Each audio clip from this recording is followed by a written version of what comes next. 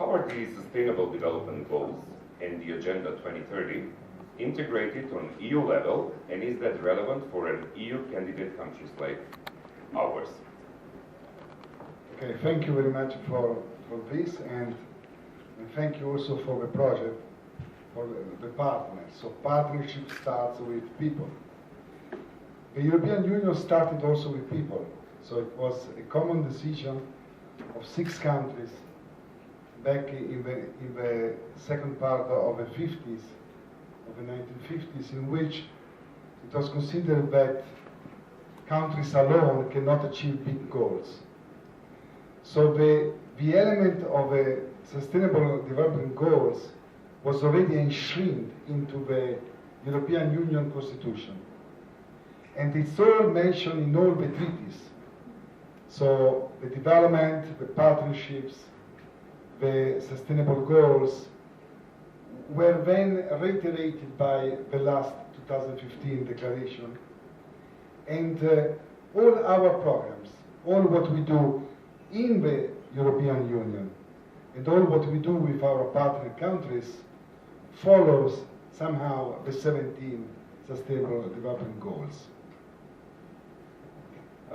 Kamil, do you think that there is some possibility if North Macedonia does not follow the SDGs or does not fulfill some of the recommendations which are linked with the European Union, there is a possibility for us to go backwards in the process towards EU? The possibilities are always there, to go ahead and to go back. In our dialogue with the country, we keep the target of the development goals very active. And the country is following this. So I think that we can say that if the negotiations will be open soon, then the discussion with the country will enter into the details that will oblige the country to also follow all the development goals.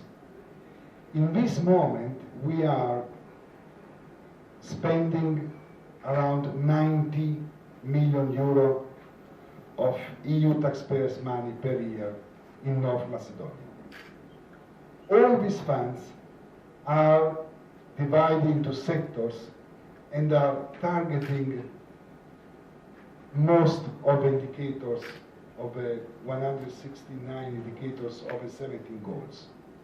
So this is to mention that we are looking at this, and the way we cooperate with the country is passing through a same philosophy towards development. According to your opinion, as head of cooperation in the EU delegation, what are your perception on cross-sector cooperation as a successful model for social change in the field of the SDGs?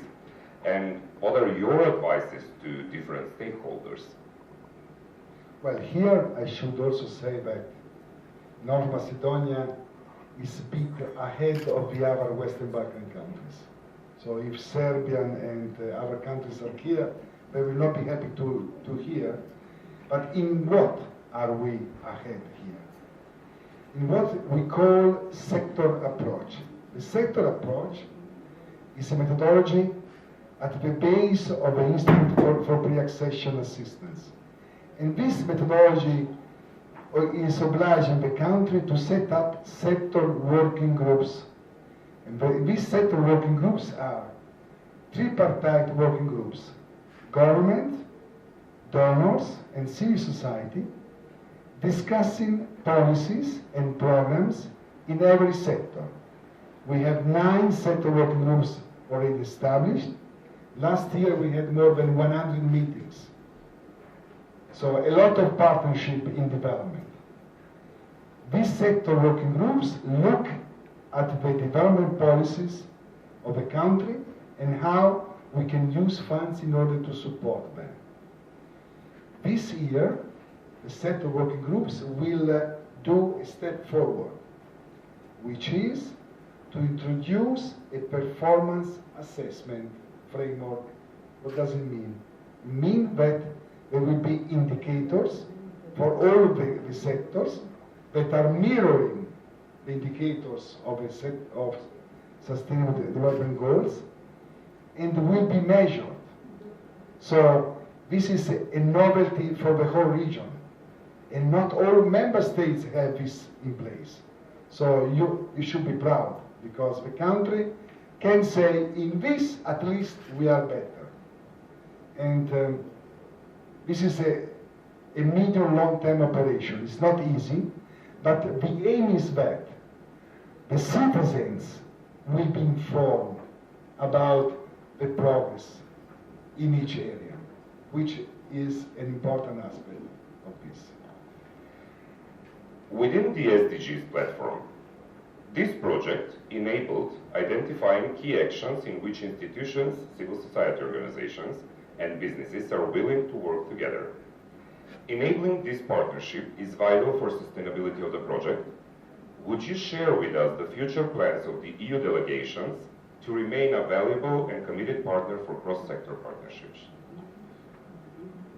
We're talking about a cross-sector partnership. We're talking about an important element that until now is very only incipient, which is the private sector.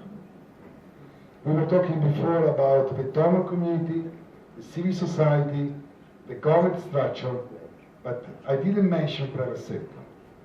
Private sector is and will be more and more important in our cooperation with the country.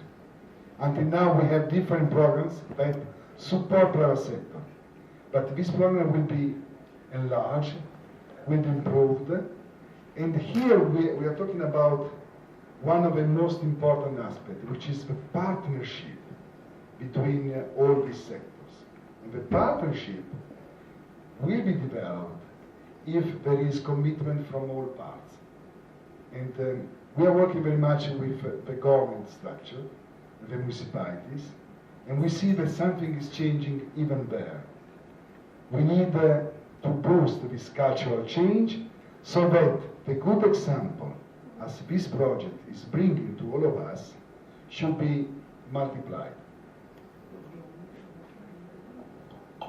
What are your critiques at the end on the country of North Macedonia when it comes to the SDGs, but the most critical part of their implementation? I would mention a couple of things. First, that if I would be in the position to decide the public policy in North Macedonia, I would invest 100% on two important aspects, which are education and environment. These are for me, are the priorities of the priorities. But then, a critical point, I should say that I find the word cooperation, still difficult. Within public institutions, within the same public ministry, with inter-ministries, with municipalities, with authorities. So this is something in which private sector and civil society could teach the national government about cooperation. Mr. Bertolini, thank you very much for the time and for the answers, and I really believe that we will continue with the cooperation, especially because of this project and organization. Thank you. Thank you very much.